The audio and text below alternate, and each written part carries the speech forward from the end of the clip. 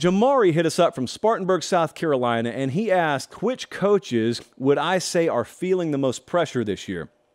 Jimbo Fisher is a slam dunk number one. Jimbo's feeling a ton of pressure. The rule on our show is there are two kinds of pressure. You've got competitive pressure, which means you're just in a high-stakes environment, which to some degree everyone feels, some more than others. But competitive pressure doesn't mean your job's on the line. The other kind of pressure is job security pressure. Full disclosure, I'm not sure which one Jimbo's feeling, maybe a little bit of both, but man, this is a place where every other box is checked. I told you guys a little while ago, I'll tell you once more because a lot of you have come back to the channel for the fall. There is a widely held school of thought that A&M's got everything else they need. Now, they may have the head coach they need too, but there is a school of thought that if they don't get it done this year, that they are more likely than you think to pull the trigger out there because they know elsewhere they've got everything. There's nothing they lack in that scenario where they win 6 games this year. There's nothing they lack other than the right head coach. So Jimbo is definitely feeling that pressure. I think Neil Brown at West Virginia is feeling the most preseason pressure for his job of any Power 5 head coach in the country. And, I mean, look, I know some folks around that program thought they were going to move on him after last year, and they didn't. Okay, so are we going to find ourselves watching Neil Brown finish the season this year? Are they going to have a good year and make it a moot point? Or is it going to be one of those deals like at Nebraska last year or like at Wisconsin where they get 4 games into the season, 5 games into the season, and then they hit the dump button, and it makes you say, well, why did you even start the year with him? Which is a valid question. I think Lincoln Riley at USC is feeling pressure, competitive pressure, not job security pressure. I go back 24 hours where a lot of you guys were watching them struggle statistically on defense against San Jose State. I think that'll get cleaned up to a degree, but what if it doesn't? What if they're just not good again this year? Well, I'll tell you what'll happen. There'll be some really, really tough decisions that'll have to be made because you can't maintain that defensive staff and continue to think that you're going to be involved in like postseason consideration. They're going to the Big Ten next year. Like you think that they're about to be subpar defensively in that league? Of course they're not. They can't afford to be that in the Pac-12, much less the Big Ten. So I think that Lincoln Riley's feeling that kind of pressure. The bad part for him is it's kind of in a given season, it's out of his control. Now, it's in his control to hire his DC, but he doesn't have anything to do with defense. So there's that. I think Billy Napier is feeling a lot of pressure at Florida. That's crazy. You know, it's a good idea. It's a good time for us to bring our friend, the alien, back to the broadcast. We do this occasionally from time to time. When we need an outside opinion, some of you use research firms, focus groups. We just have a hypothetical alien that we bring onto the show. And he comes down and says, hey, alien, how have you been? Long time, no talk. There's a guy that's had a grand total of 1 season at a program that was pretty much a tire fire when he took it over. And the alien would probably say something like, oh, okay, well, give him a few years, right?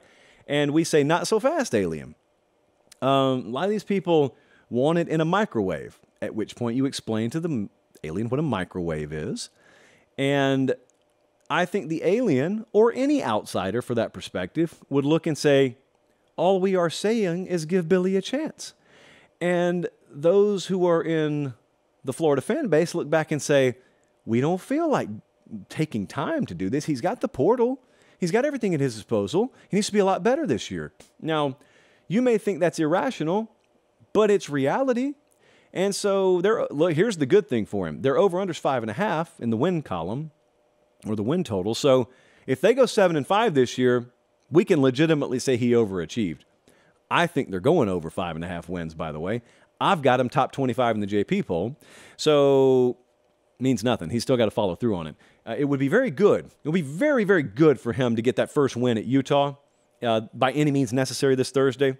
Ryan Day is the one feeling the most competitive pressure because Ryan Day, contrary to popular belief out there, runs no risk of losing his job this year if he loses to Michigan for a 3rd time in a row. I don't believe that. I think it's insanity. And I respect the tradition up there. I get why you would say that. No, no, no. Now, this is a program that makes very sound decisions when it comes to coaching. They're not getting rid of a guy if he goes 11-1 and loses to Michigan 30-24 in the Big House. That's not happening. But and one day I'll tell you, and I probably won't because it was off the record.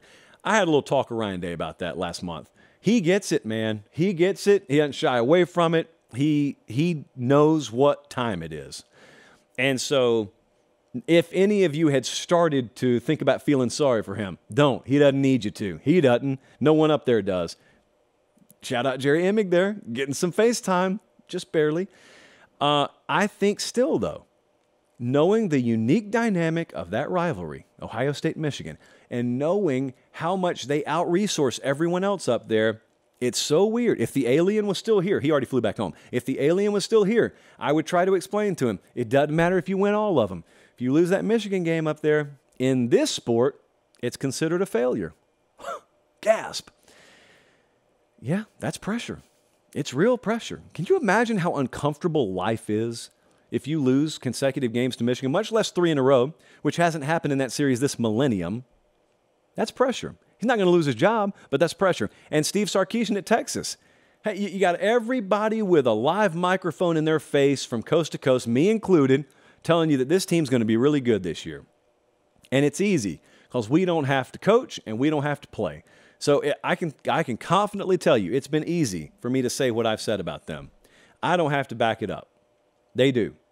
And they're the ones who get hated on if it goes sideways, not me. I'll just blame the model. I'll throw the model under the bus in a second. I just want the credit.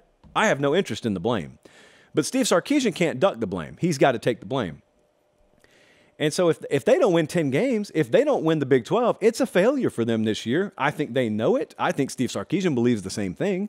And I think he's fully in the belief that he's got the team to get it done. And I believe he does too. That's why I predicted him to get the job done. But whether it's Jimbo or Billy Napier or Sark, Ryan Day, Lincoln Riley, Neil Brown, all those guys are feeling some kind of pressure this year. And I could go through the rest of the list of coaches in America. Those are just the ones that stand out in my mind.